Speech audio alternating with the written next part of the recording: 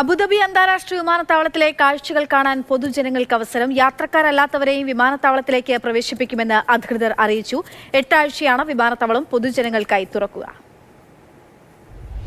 യുദ്ധത്തിന്റെയും സംഘർഷത്തിന്റെയും നാളുകൾക്ക് ശേഷം സാധാരണ ജനജീവിതത്തിലേക്ക് ഗൾഫ് തിരിച്ചെത്തുമ്പോൾ കൂടുതൽ ആത്മവിശ്വാസം നൽകുന്ന പദ്ധതികളാണ് പലയിടത്തും നടപ്പാക്കുന്നത്. അബുദാബിയിലെ സായിദ് അന്താരാഷ്ട്ര വിമാനത്താവളമാണ് സന്ദർശകർക്ക് സൗജന്യ പ്രവേശനം പ്രഖ്യാപിച്ചത്. സ്വദേശികൾക്കും UAE, എമിറേറ്റ്സ് ഐഡിയുള്ള പ്രവാസികൾക്കും സന്ദർശനം അനുവദിക്കും. വിമാനത്താവളത്തിലെ നിരവധി മേഖലകളിൽ സന്ദർശകർക്ക് പ്രവേശനം നൽകുമെന്ന് അധികൃതർ അറിയിച്ചു.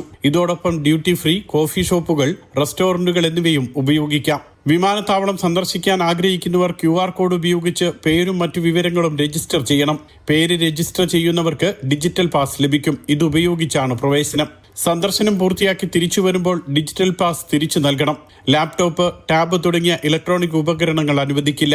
18 വയസ്സിൽ താഴെയുള്ളവർ രക്ഷിതാക്കൾക്കൊപ്പമാണ് എത്തേണ്ടത്. 200 ദിർഹത്തിന്റെയെങ്കിലും സാധനങ്ങൾ വാങ്ങുന്നവർക്ക് 4 മണിക്കൂർ വാഹന പാർക്കിംഗ് സൗജന്യമായിരിക്കുമെന്നും അധികൃതർ അറിയിച്ചു. Mathrubhumi news, Dubai.